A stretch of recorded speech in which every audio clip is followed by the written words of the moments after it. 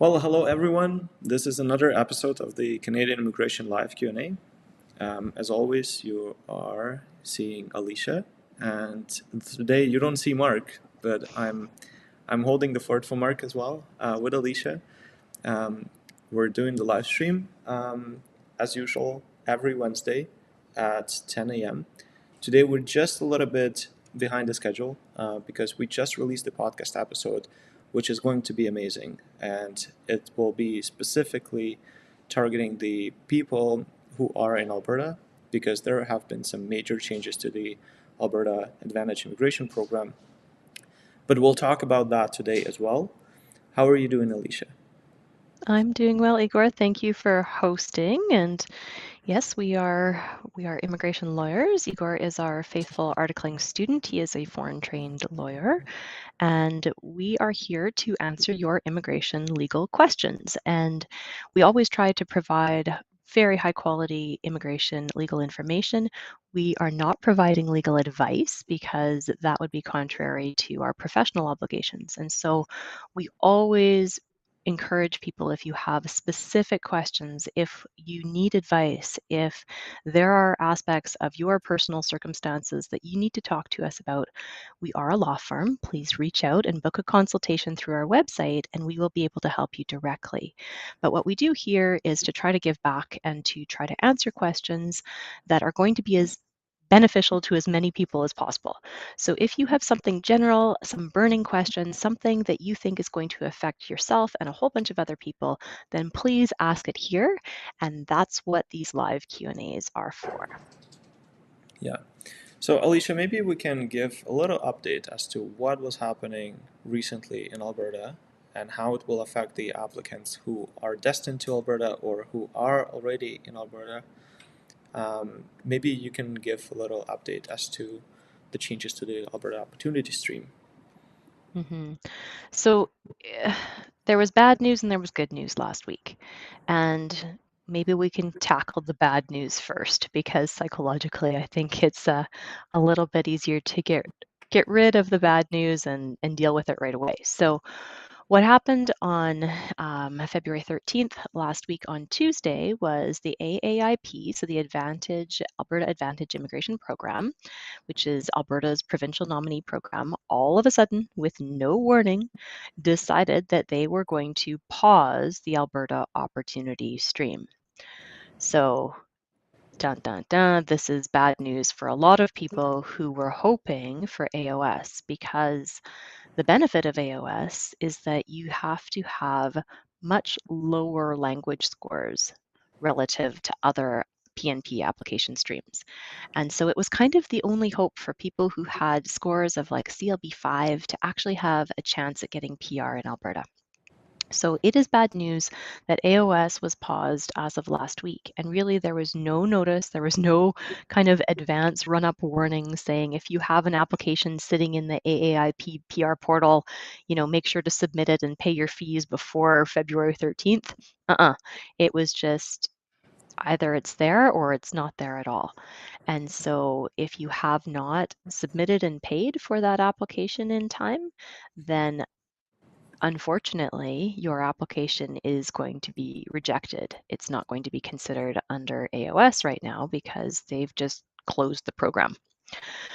And this is one thing that Alberta does without warning over the years. They have done this a few times that they just close a program. The only good news, Igor, is that they also announced that there will be a new stream.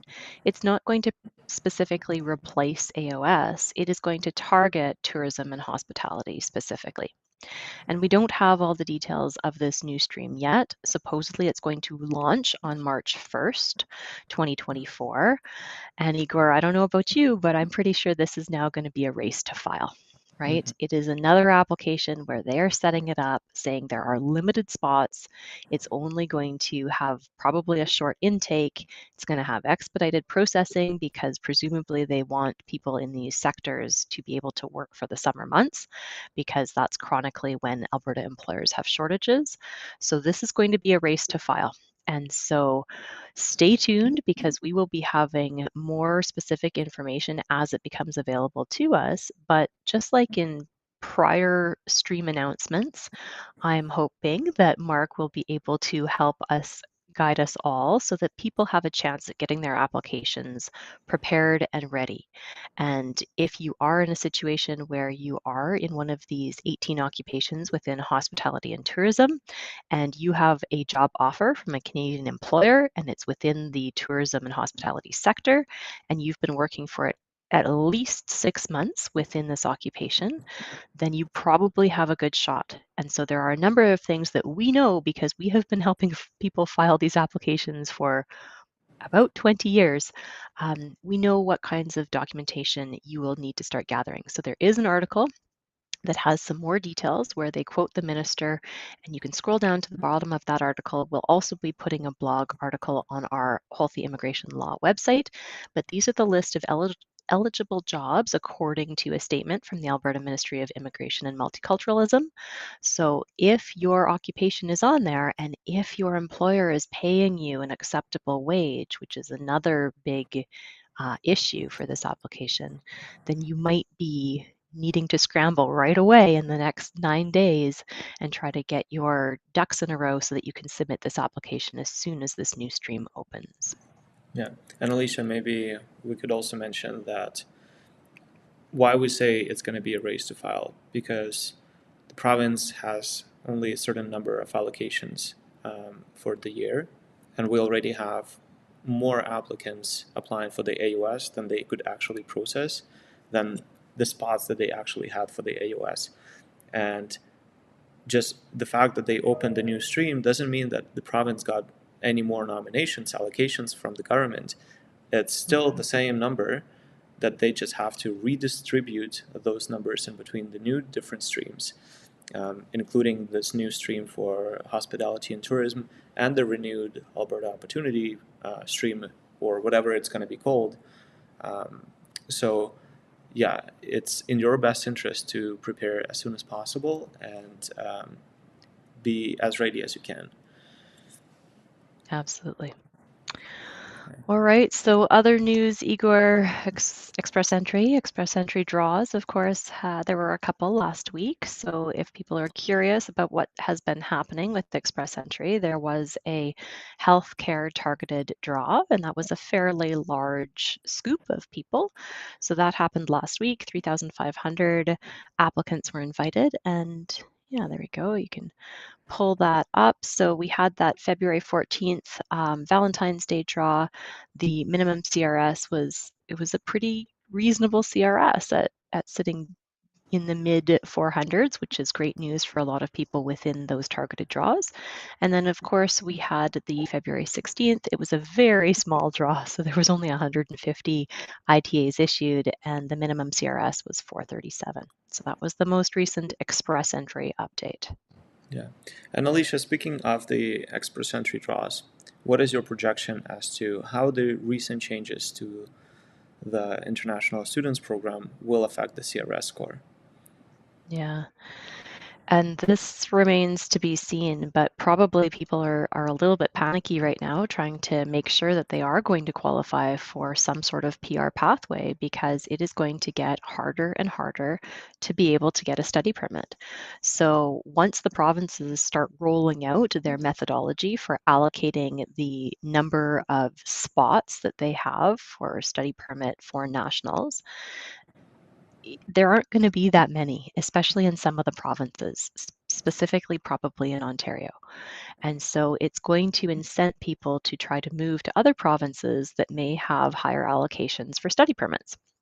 And so this should be a win for some of the Atlantic provinces, maybe Manitoba, Saskatchewan, Alberta, provinces where there's a little bit less historical demand, I guess, for international students. And so those students who are in provinces other than Ontario will probably be trying to look to find a spot and a pathway to PR.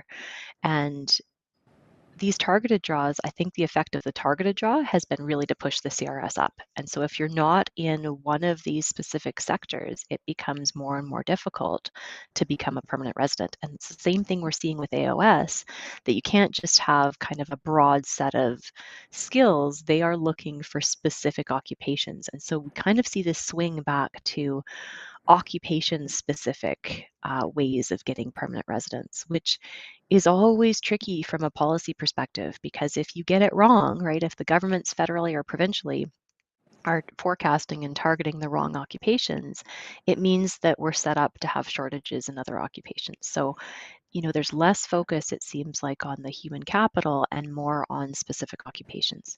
So I don't know, Igor, what do you think that the whole study permit situation will do to the fact that express entry has such a high CRS requirement? I think long term, in maybe a year or two, we will see a drop in the CRS score because there will be no, there will not be such number of international students with work experience and Canadian education, and so potentially um, people who are abroad without Canadian experience, Canadian education, they will have more chances to compete with those who are in Canada. So that's my prediction. But again, it's going to take probably a year or two when the postgrad work permits of the current students expire or will be about to expire. So it's not going to be a short-term change, but I think it's coming. And long story short, Alicia, I think you have to adjust to the circumstances and not wait for the Canadian immigration to adjust to your situation. So if you know that they are targeting specific occupations, let's say in trades or in transportation, you just have to probably surrender your idea, like your goals of securing a job um, in a occupation that is really, I would say, lucrative, and maybe go and work in construction for 6 months. Just get those 6 months in, and then you will qualify for the category. It's not 1 year of work experience, it's just 6 months. And then maybe that will be your golden ticket to getting an ITA. Similarly with the Alberta Opportunity Stream, and how the program will get changed. I personally know a person who was looking for a job as a data scientist for a year and a half, and he could not find a job in Alberta. He sent more than 500 resumes and did not get called for even one interview.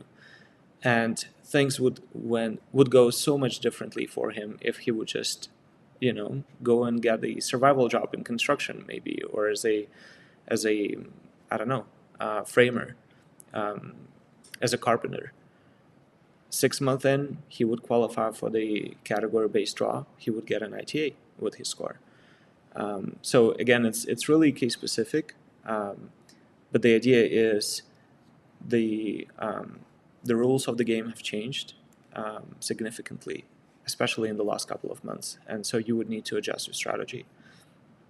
Yeah. And yeah, I mean, it's always important, of course, to look at strategically what are those categories that you could be eligible for. And Igor's right, there are category-based draws. And as long as you meet the minimum requirements for a federal skilled worker, federal skilled trades, or a CEC, and you have 6 months within one of those targeted occupations, and it's all legit, right? You have to have pay stubs, you have to be legitimately paid by that Canadian employer. It has to be all registered with CRA. So this is always something that you've got to be careful of with construction jobs and some other occupations where, you know, they need to make sure that you have work authorization, and you need to make sure that they are properly doing their remittances and payroll, and that this is all showing up with a T4.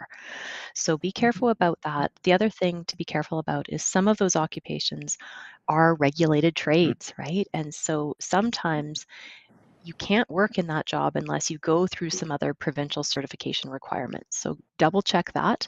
You can check on the job bank. It's always going to tell you this is a mandatory regulated occupation in these provinces, and here's the regulatory body. And sometimes it's worth it to go back, right? If you used to do carpentry, for example, in your home country and you haven't done it for a few years, but you can prove that you have the number of hours of experience, you can maybe get your certification in a province in Canada and then do that for 6 months in Canada. That's going to give you a significant advantage. So check your regulated occupations, make sure you're still meeting all your minimum requirements for one of the federal categories for express entry, and then you have those 6 months as well. All right. So those are the updates. I want to send some shout outs and start to answer some questions and see what people are worrying about and asking about and needing to know today. Yeah, we have a shout out from Haidar, from Bright, and then we do have a couple of more shout outs from Mohammed, from Mary, and then I think we do have more questions. So let's start chronologically with the first question. So V says, "Hi Mark," and then actually V corrected, or Igor. Hi V. I'm now a permanent resident thanks to your tutorials. I'm thinking of pursuing studies in Queens to become an immigration consultant. Do you have experience with this or hints? Alicia, what would you say? Well, first of all, congratulations, V, on becoming a PR, and we're so glad that you were able to come with us through that journey, through, I'm assuming, potentially the course, the do-it-yourself course that Mark has produced, Igor's helped with. I've got some material in there too, so we are always thrilled to hear when people are able to meet their immigration dreams by putting in the hard work. So yes, immigration consultants, they are regulated in Canada, and so you cannot be providing immigration legal advice unless you are a lawyer or a regulated immigration consultant. And it's tricky. I've known immigration consultants who do a very, very good job. There is for sure way less education. So as an immigration lawyer, we've had to go to school for a whole undergrad degree for 4 years. We've had to go to law school for another 3 years. Then we had to do a year of articling. So that's 8 years of education in order to be able to give immigration advice. For immigration consultants, it is a much shorter period of studies. So there is less background that people are able to gather when they go through the consultant journey. But that said, some people go back to it as a second career, and maybe that is the right thing for you. So do your homework, make sure that you're going to a reputable school always, and make sure that at the end of the day, you are going to be acting honorably to try to be helping your fellow immigrants from around the world in a process that is always fraught with twists and turns. So we wish you well on your journey if that's what you decide to do. Yeah. All right, we'll move to the next question from Haidar. What do you think of Saskatchewan Immigrant Nominee Program for a family living currently in Ontario? Mm-hmm. And so, Igor, this is probably going to be happening to more and more people as they realize that things are getting more competitive in Ontario. And I think Mark put out a few videos even last year when we heard about some changes structurally that were happening with the direction that immigration federally was pointing towards when they talked about what their strategic priorities were. And one of the big priorities is really making sure that we have population levels in provinces and towns and cities and municipalities that tend to be underrepresented, that tend to have fewer people and are struggling to maintain their populations. So a lot of people might be thinking about moving away from Ontario to another province. And depending on your background and your skills and your work experience, and whether you have family members who are Canadian citizens or PRs that live in that province, it might be a very good idea to move to a province like Saskatchewan if you think you're going to have a better long-term outlook for a pathway to PR. Just be careful that you are having a legitimate intent to move to that other province and establish there. And often the provinces do look at what are your ties to the other provinces relative to where you're applying. And so make sure that if you were in Ontario for a long time and you're planning to move to Saskatchewan and all your family's in Ontario and all your jobs were in Ontario and your schooling was in Ontario, you've got to work a little bit harder to convince the new province that you have a legitimate intent to stay there. And so, the more you can get integrated into the community, kids can go to school in that community, you can have a job, you can have, a longer term lease or have some long term prospect of remaining in the province. Those are all things that are going to make an application a little bit stronger in terms of your intent. So in general, it's probably a good idea for people who don't have a good chance in Ontario to look at the other provinces. Saskatchewan is a province that historically is a little bit kinder under their provincial nominee program, but do your homework and make sure that there is a stream that's going to work for you. Right. Okay, we'll move to the next one from Simran. It's been more than a month since I got my confirmation of permanent residence. Congratulations, Simran. But I'm still waiting for my permanent resident card. Is it the usual time or should I contact the RCC? So here we would want to pull up this screen where you can see the processing times for the permanent residence card, and those are the average processing times. It doesn't mean that as long as you hit 35 days, you have to send an email to the RCC and ask where is your card. But if you wait for maybe a couple of more weeks, then you can give them a call and ask about the status of your permanent residency card and make sure that you've included the correct address. Just recently, we had to deal with the situation where we're waiting for the mail from the Border Service Agency, and it was sent from Calgary into another address in Calgary, and it took, like 3 weeks? So some disruptions in a postal service can also result in a delay. Yeah, so you should be within approximate normal processing times right now, but if it does become longer, then you can definitely reach out. I would recommend that you use the specific new web form. So I don't know if you have that ready, Igor, but basically it's secure.cic.gc.ca client contact /English/application. It's the one that has all the little boxes on it.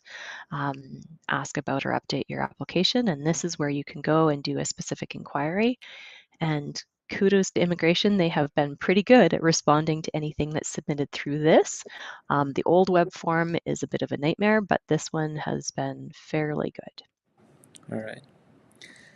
Then the next question is from Mary. What does date become qualified means in CEC application? I'm not working in a trade, but my NOG says I need to have a university degree, but I don't have it. I think that's what you meant. Can I just enter the start date of the job?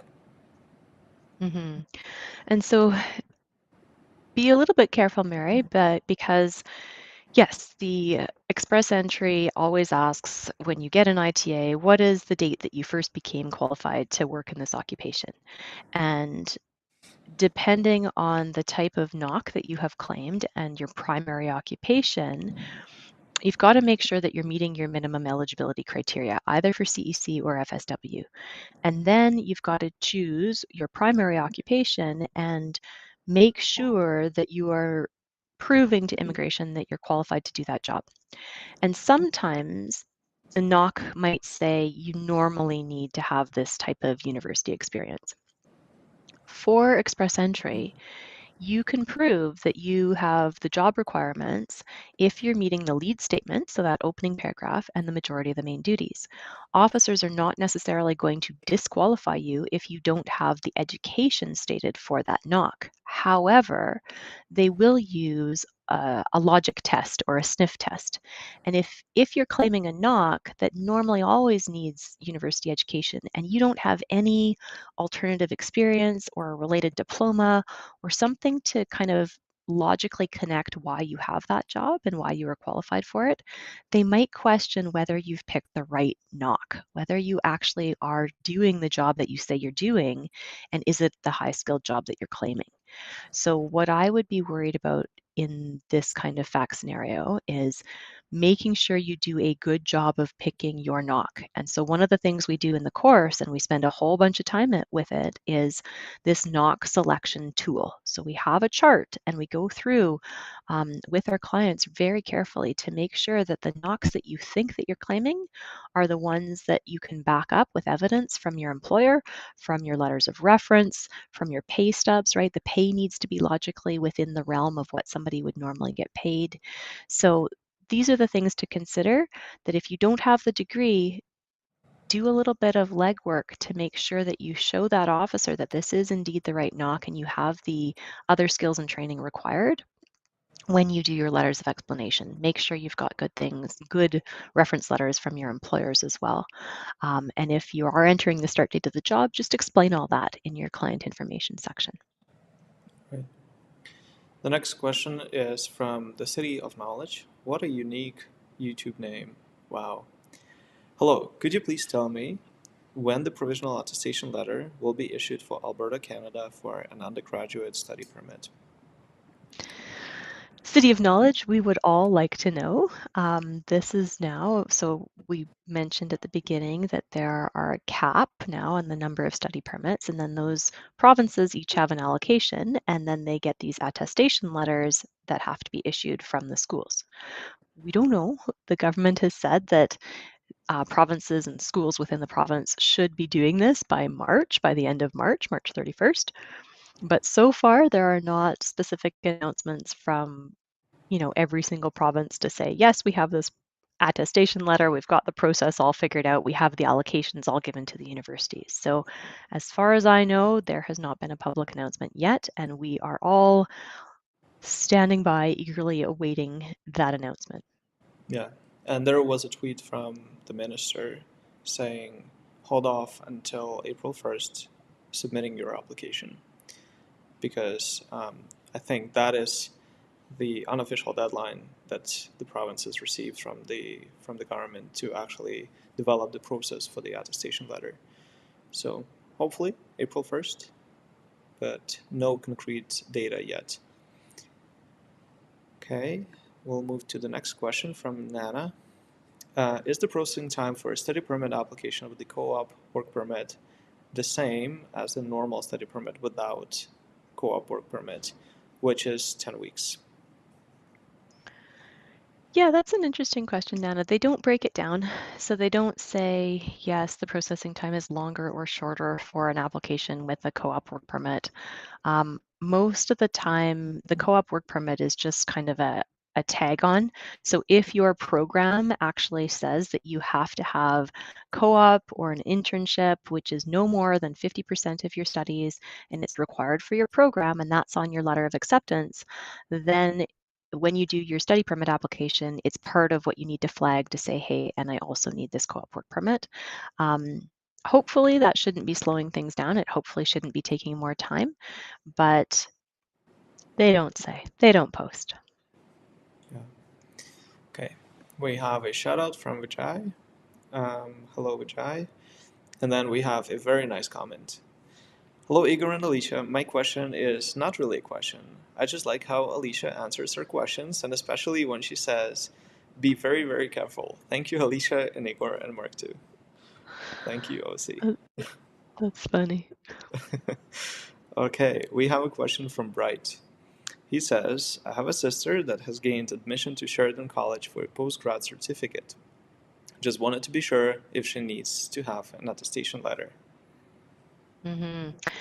And so, Bright, all we know so far is that the only programs that are exempted from having these attestation letters would be master's level or PhD programs. And so this is going to be a question of going back to Sheridan College and saying, is the postgraduate certificate a master's level program? And so if you can make the argument, and if the school is going to give you a letter of acceptance saying this is a master's level program, then presumably your sister would have an argument with IRCC saying that you don't need an attestation letter, because if it's a master's level program, it should be exempted. If it is not, if you can't prove it's a master's level program, then it probably will need that attestation letter from the province and from the schools. Okay, let's go further. the question from Hans. For BCPNP, can employees under employment agencies be eligible for the program? So when the employee is not directly working for the employer. And this is a big problem with a lot of places. You've got to be able to prove that you are working for the Canadian employer. And this is a problem, especially in Alberta. I had a consult yesterday where there are some large multinational companies that just set up basically a payroll company or an external payroll provider, and everybody's funneled through there. They're either temporary contractors or they're temporary employees through an external payroll corporation. I'm tempted to say be very, very careful, Igor, but you have to be able to show that your employer is meeting the requirements for the BCPNP. And so, especially for organizations within the Greater Vancouver area, there are a whole bunch of requirements about the revenue and the number of employees and Canadians that are part of that organization. And you always need to show that you are employed by a Canadian employer. So if that payroll company is not Canadian, for sure there will be a problem. Even if the payroll company is Canadian, you're going to have to do a good job of proving that it meets the program requirements for whichever stream you're applying for. So tread with caution. Yeah, Alicia, answering this question, should we also add the requirement that the employer in BC has to show reasonable recruitment efforts? And how would that Absolutely. apply to the employment agency? Yeah, absolutely. So, one of the particular things in BC is that no matter what, the employer of record still needs to show that they have tried to source a Canadian citizen or permanent resident. It's not the same as the LMIA process where they actually have to do 4 weeks of advertising, it's got to be on the job bank, et cetera, et cetera. But they do have to show legitimate advertising requirements. Maybe it is on the job bank. And so if the employer, especially if they're an employment agency, cannot show that they have tried to recruit a Canadian for the position, that's likely going to tank the application. So it is going to be extremely tricky and much more difficult if you are under an employment agency situation.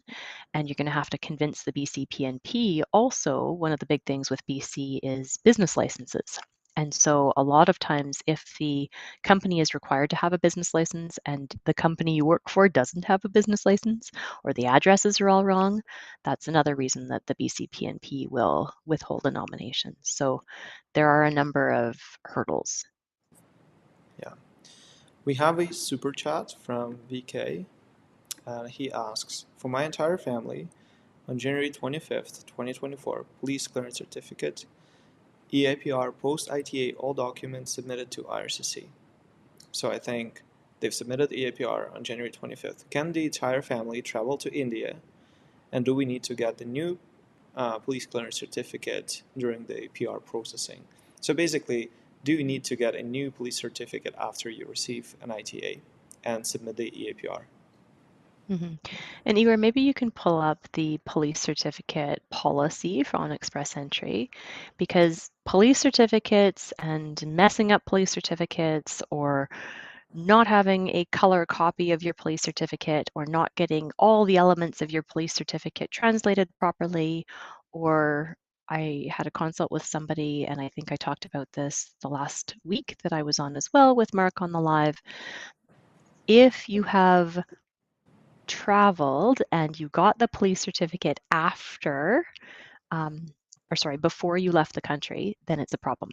If you have submitted your application, it's a complete application. If you are no longer living in India, so you got a police certificate, let's say, I don't know, that was dated January 1st, 2024, and you hadn't been living in India.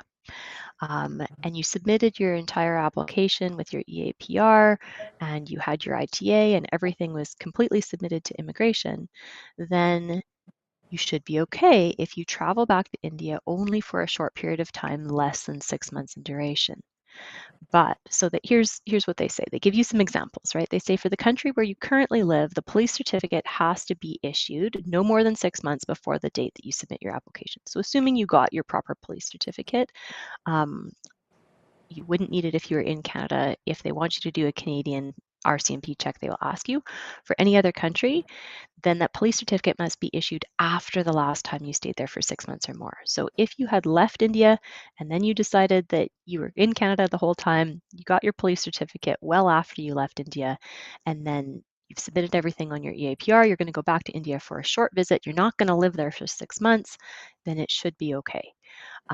But make sure that you're looking at these rules. They give you some examples. They have example A, B, and C above, just a little bit higher up on the page, Igor. If you scroll up, yeah. And so it says, if you're not sure, here are some examples. Take a look at these.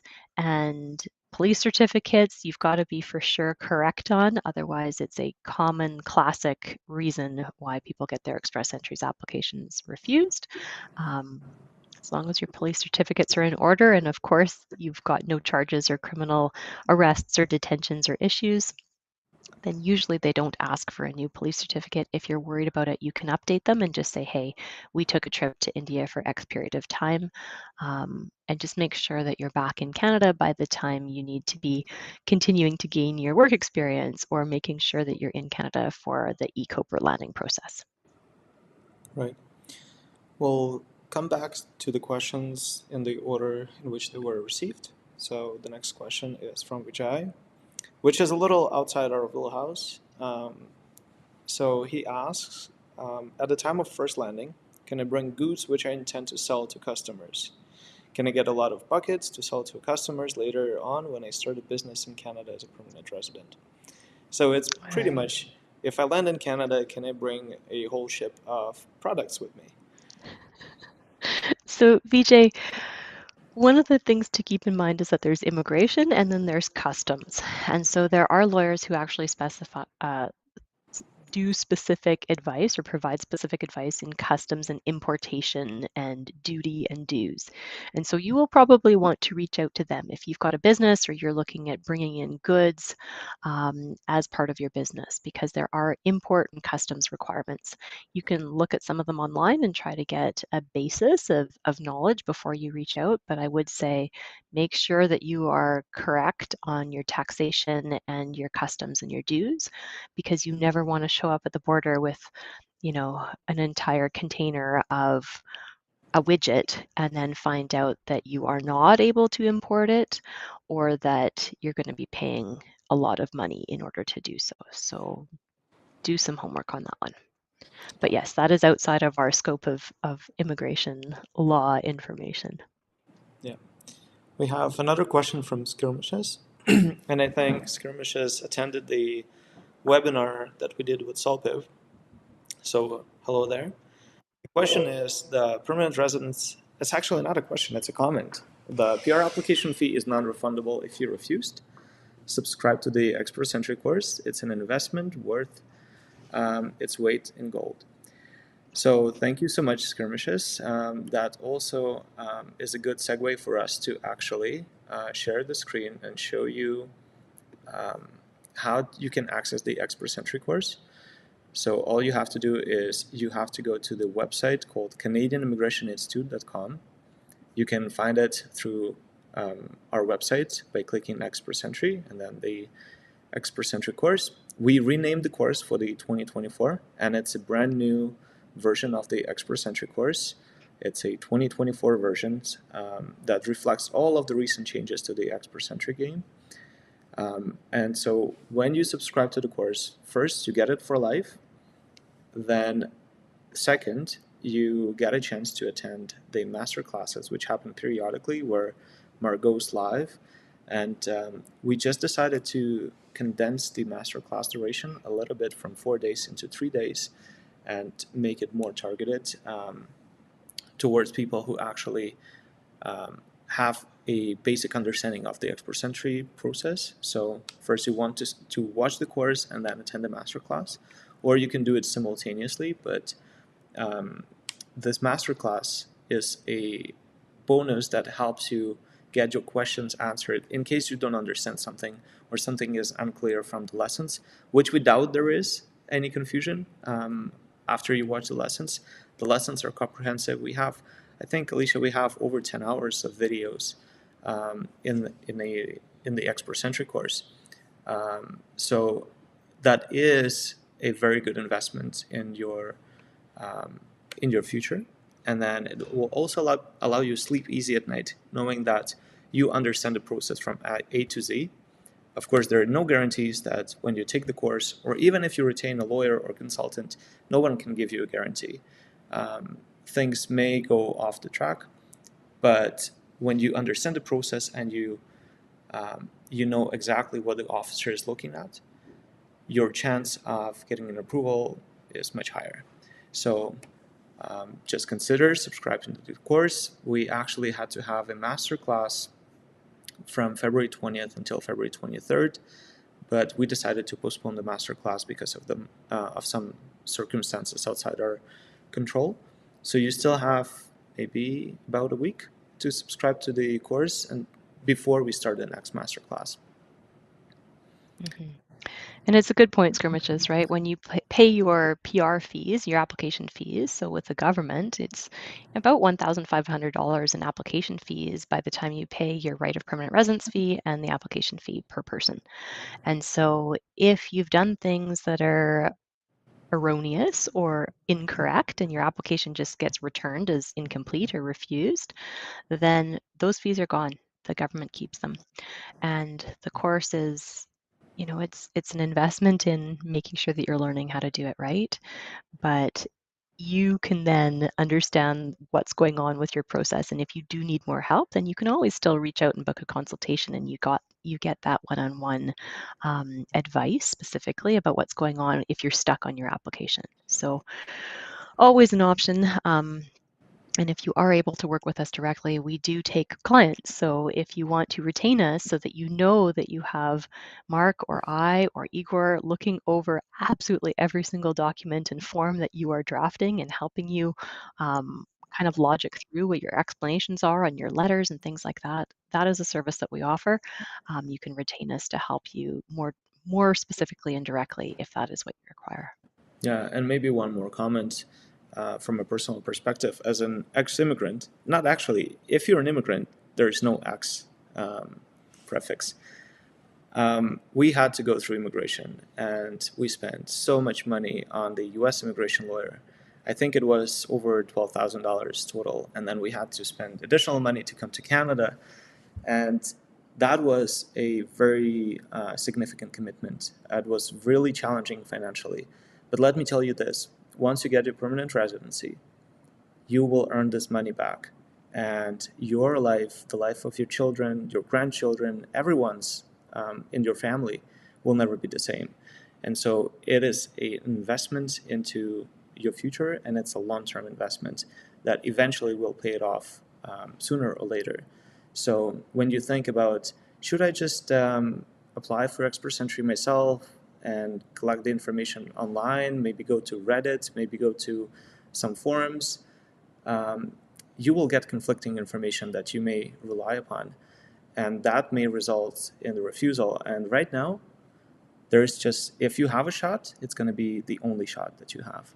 If your application gets refused and then you lose 5 points due to age, maybe there will be no second chance for you. So think twice whether it's worth do it yourself or maybe just spending a little more and actually getting something that you can rely upon, and again, sleep easy at night when you submit your application. So enough with the lyrics. Let's go with the next question. So this question is from Batman. I love those names. We have Spider-Man, we have Batman, we have the City of Knowledge. Wow. Batman is asking, my wife is graduating in April and we're considering to apply for postgrad work permit using outside Canada process. Once the work permit is approved, I assume she moves to Canada next year. Will her 3-year clock start ticking from the day of entry or the day when the work permit is issued? Batman, I'm trying to figure out. Okay, so you're applying for postgrad work permit using outside Canada from USA. So I'm just confused about whether your wife is attending a Canadian designated learning institution. I mean, you have to be attending a Canadian designated learning institution in order to be eligible for a PGWP. maybe for some reason at the end of her program she has to travel, which is why you're applying from outside Canada.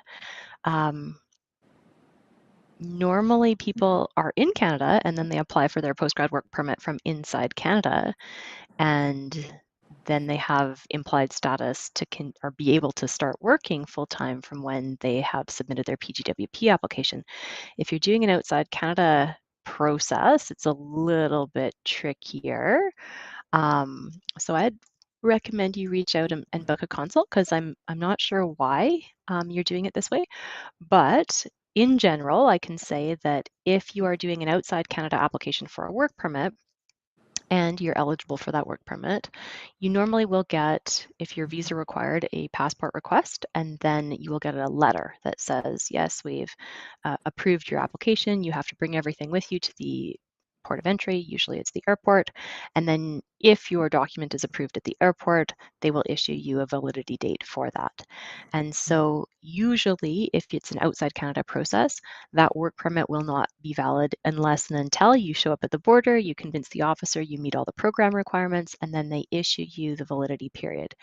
It is normally going to be the period that's in your application that's approved for the program. And the only reason that it would be shorter usually is if your passport is expiring or your wife's passport is expiring before the end of those 3 years, if she's eligible. If she did a 2-year education program in Canada, she should get those 3 years unless her passport is going to expire earlier, in which case she would have to look at doing a recapture of time application. And there's specific rules on how you submit those recapture of time PGWP applications. Okay. Alicia, we do have a question about the OINP processing times. Unfortunately, the processing times webpage on the RCC website does not list the processing times for Ontario. So we would probably recommend you go to the OINP website and see how many applications they have in the inventory. I know Alberta has a statement saying we're processing the applications received before or in the week of, let's say, January 24th. I'm not sure if Ontario announces what applications they're processing right now. Maybe you have more experience with this, Alicia. Yeah, I mean, go to the OINP website. OINP officers are usually pretty good if you reach out to them and you can ask them about that. Sometimes they will just have a blanket statement, but sometimes people are just trying to crowdsource, right? They're trying to figure out what other people's experience has been. So you received the ITA. Yeah, so Igor's pulled it up, and sorry, Igor, it's pretty small for me, but maybe you can just average processing times. There we go, as of January 11th, 2024. So depending on the stream, they have the average processing time. So I'm not sure which stream you have applied to. You received the ITA. I'm assuming you received the ITA through Ontario and not a federal ITA. So yeah, if your PGWP is expiring, your husband's PGWP is expiring in October 2024, then it will be a matter of hoping for that nomination to come through and then hoping to make sure that you've got your federal, or if it's a non-express entry linked, then that is a longer processing period for sure. But you will want to make sure that you get your PR application submitted through the PR portal as soon as possible, because once it is fully submitted, you've got your full PR portal application submitted, or you have a federal invitation to apply and you've submitted your EAPR if it's express entry linked, then you can apply for a bridging work permit. But make sure that you have submitted the application and you can prove that it's passed the completeness check in order to be able to apply for that bridging work permit. Sometimes it's a bridging open work permit, and sometimes it's a bridging closed work permit if you happen to have been nominated under an employer restricted PNP category. So take a look at your nomination certificate. If and when you get it, if it's employer restricted, you would have to be applying for a bridging closed work permit in that case. The next question is from Marcus, who has a profile in the express entry and qualifies under CC with the CRS of 493. So Marcus is asking, to increase his score, should he A, do a master's degree in Ontario, or go through the ONP, Or B, get 1 year of overseas work experience with additional 50 points boost. Where's my bell sound? Yeah, where's the bell? Where's the bell? So, Marcus, this is a classic immigration advice question, right? It's not something that's general information. It's something that's really specifically tailored to you. And I would never, ever want to give you immigration advice with 2 lines of text. I would need to know way more about your background, your education, your age, your family composition, what your other options are. Um, I would need more information from you. So please reach out, book a consultation, and we would be happy to go through your options and provide some strategic advice to you. In general, it's difficult when you have a 493 CRS. I think if you're looking at a general draw, the CRS scores are, what's the lowest we've seen, Igor? It's like 543 or something like that for a general draw. So people are trying to look to maximize their score. Language is always a great one. If you're missing any language points, make sure you go out and you write your new language test. Keep in mind there's the new Pearson test. So there's now IELTS, there's CELPIP, and there's Pearson. If you want to do one of those exams, maybe a master's degree, maybe overseas work experience is going to give you a better option. Sometimes you can look at trying to find an employer who might be willing to go and support you for an LMIA. If you can get onto an employer-specific work permit, then that would give you arranged employment points, which is also 50 points. So there's a lot of things to consider here, and we'd need to talk with you specifically. Yeah, and Alicia also mentioned booking a consult, so you can do it by going to the website holthelaw.com, and then you click Speak to a Lawyer, and then you choose the duration of the consults and a person with whom you would want to speak. All right, we're running short on time. I think we have about 2 minutes left. So what I propose that we do is switch all the way to the bottom of the question list, and we just answer one more question and then we wrap up. And a particular question stands out for me from Valid because he's writing from LinkedIn. And Valid is asking, client got an open work permit. Can he benefit from his work experience to get into expert entry pool of candidates? Mm-hmm. So yeah, this is a good question. Like, who can actually get Canadian work experience points? And so there's 3 categories. There's the federal skilled trades, there's federal skilled worker, and there's CEC. And so people need to be able to meet the minimum eligibility criteria. For federal skilled worker, you've got to prove that you have at least 1 year of foreign work experience in one particular NOC. So you've got to pick one NOC and stick to it and prove that within the last 10 years, you had 52 weeks continuous in that one NOC. And if you can show that, then you should be able to meet the minimum eligibility criteria for federal skilled worker, along with making sure your CLB language levels are at 7.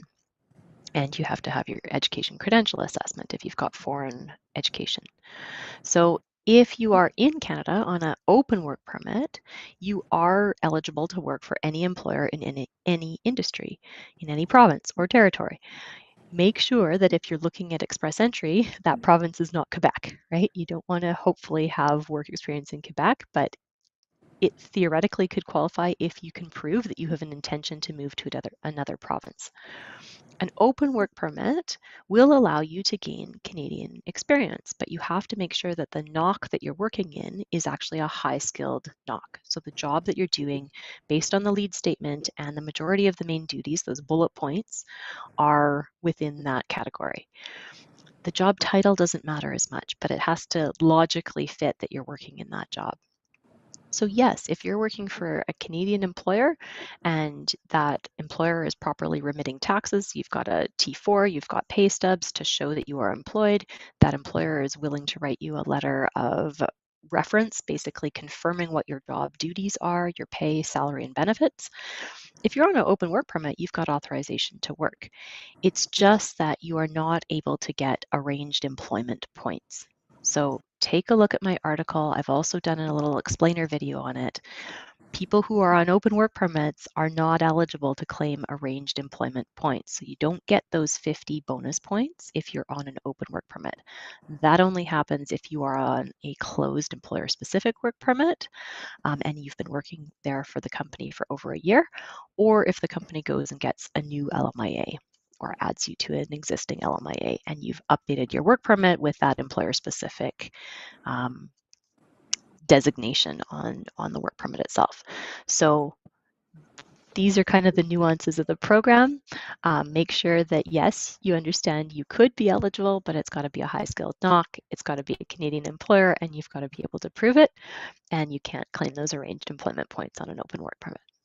Yeah, and also make sure that the work experience that you're trying to claim, if it's regulated, you meet the minimum employment requirements, because we've seen so many situations when people were working as electricians, welders, without the necessary licensing, red seals, etc.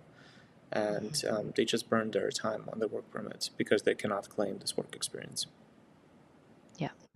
Very good point, Igor. So always check, go to Job Bank, check what the requirements are, and if you go down to the drop down, it'll tell you which are the regulated occupations and which provinces they are mandatory regulated. Yeah. Well, thank you, Alicia. It was a very good live Q&A, I think. Tackled many questions, shared a lot of insights about the Alberta Opportunity Stream, and we'll see everyone next Wednesday at 10 a.m. MDT, just as usual. Make sure you check out the Expert Century course. We will release the podcast episode that talks in depth about the changes to the AOS.